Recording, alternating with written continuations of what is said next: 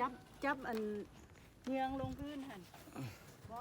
พี่ว่า เอาอันนั้นแม่ ฮะ ตึงตา พี่วะ ต้อง โอ้ ตาม กล้องหลัง กล้องหลังกล้องหน้า ย่างไปย่างไปย่างมาดิ เงียงใกล้ๆ ย่างมองมันใกล้ๆมองหาจุดพี่มองกลางครึ่งพี่นะ แถวกลางเพิ่มแถวนั้นหันให้มันเห็นเบิด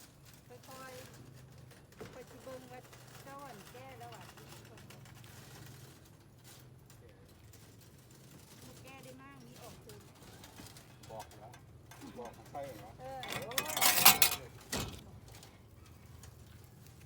เอาไปหาเล็กมองกลางครึ่งนะมองว่างกลางครึ่งนะแล้วไว้เลยนะมองกลางครึ่ง กลางครึ่งนี่ตัว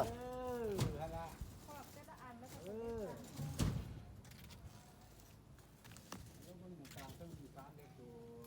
ที่สอง ตัวมันก็เป็น2 ตัน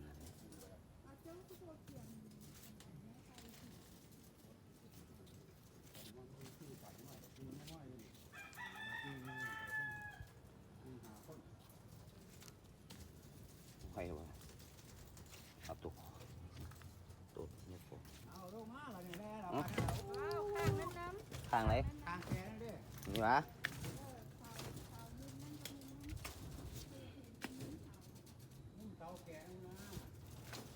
แกนั่งอยู่ได้ใส่บนตัวกันว่าเบิ่ง ำ